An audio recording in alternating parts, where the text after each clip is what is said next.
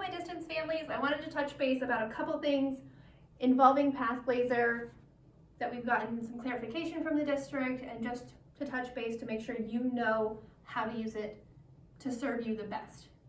So first thing is we got clarification from the district that yes, you've taken the screener, took diagnostic A, and the kids have been working on the lessons they got based on that. That is what's going to help fill in the holes from previous years.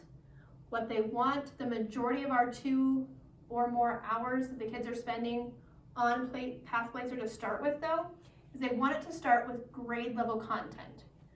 So as teachers, we have been adding lessons based on what we're doing in the classroom with the other kids. That is in Pathblazer for you.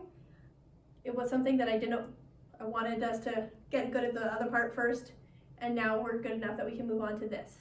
This is where the district wants the kids to spend the majority of their time so that they're staying on par with their grade level peers. The other lessons help fill those holes. They are super important as well, but this is where they want them to start for those 2 hours every day. So in Pathblazer, you have Pathblazer reading, Pathblazer math. This is where your kids have been hanging out. They should also have a folder that says Odyssey. That's the stuff from me. So if they click on Odyssey, you have language arts, math, science, and social studies. These are the 4 content areas the district wants us to work on first, and then those other ones are to help fill in those gaps. So 2-3 lessons here, 2-3 lessons here, 2-3 lessons here, 2-3 lessons here, and then a couple more lessons on those paths.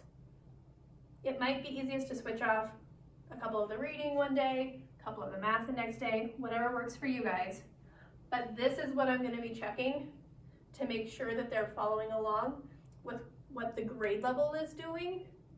And then I'll also check that to make sure that those holes are getting filled. But this is the first focus. This extensions is going to help us when science and social studies run out, because we have way more language arts and math than we do science and social studies. So those I'll add in as we have time, but these are your first focus.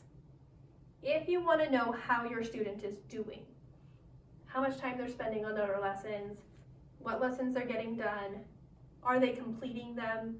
Because if they've started them but haven't taken the quiz, it's not going to show up as a score for me. This portfolio is what's going to show you that. This is a dummy account. It's not an actual student. But it shows recent work today, in the last week, and in the last month. Took the diagnostic. It shows assignments. So these are the assignments that have been pushed out to it. And reports. So this you can kind of play with, and you can get more information about specific things. But recent work is what's going to show you how much time they're spending and what they're actually getting done. There's also, up here, a mail function. And they can send me messages.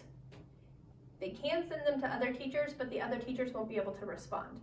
If they send them to me, I can respond. So this is where they can send me messages.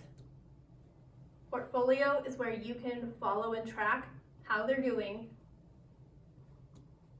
And Odyssey is where we're going to spend most of our time focusing on those 2 hours a day lessons starting here. Hope that makes sense. Of course, hop on the Google Meets on Monday if you have any questions or the kids want to talk. I would love to see their faces Mondays. And if you've got minor questions, you can always call the school and they'll touch base with me, and I'll call you in the afternoons. Have a great day, and I hope this helps give a little bit more explanation to what we'll be doing this year.